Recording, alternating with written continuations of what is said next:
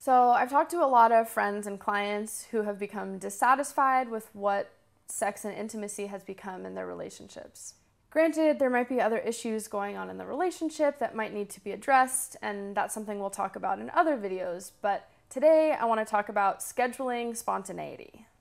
I know that sounds really counterintuitive because spontaneous obviously doesn't mean scheduled. That spontaneous, exciting sex that we have at the beginning of a relationship probably is never going to be the same like that after years in a relationship.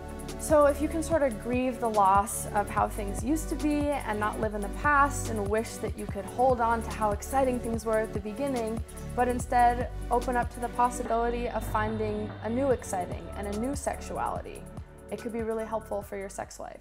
If you've been in a relationship, you've probably noticed that at the beginning, when you first start having sex with a new partner, you're pretty willing to drop whatever else is going on in your life to hang out with that person or stay in bed with that person.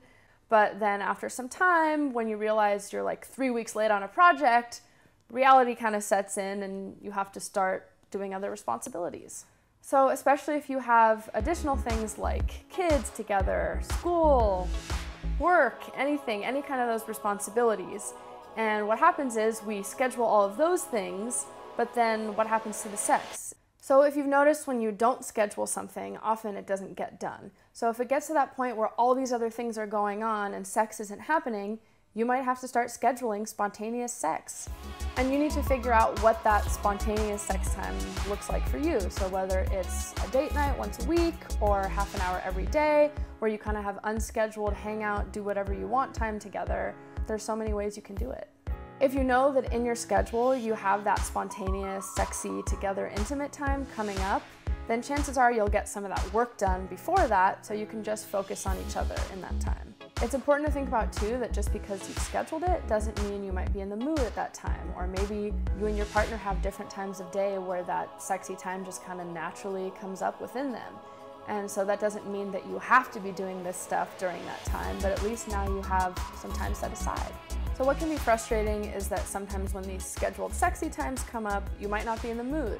So just because you've scheduled it doesn't mean that there needs to be the pressure that you're gonna have sex. But at least now you've scheduled some time where you can be together and focus on your relationship. So think about it this way. If you had a really close friend and you had a scheduled lunch and you ended up having to cancel, you would reschedule, wouldn't you? So if you get to that spontaneous sex day and you're not really feeling it, you can always reschedule. But the important thing with that is then you have to follow through with the reschedule. So when you're figuring out how this spontaneous sex date is going to look, you might have to consider that different partners might have different preferences for how much they like to have sex, when, how long. So that might be a conversation you need to have with your partner or partners, or even with a therapist to figure out what works best for you.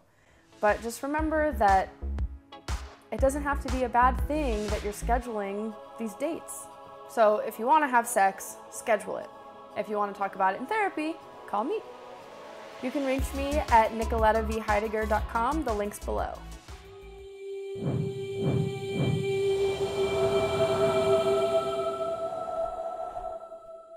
Tune in next time for even more ways to stay on top. Too much cleavage. Not enough cleavage. Not enough cleavage.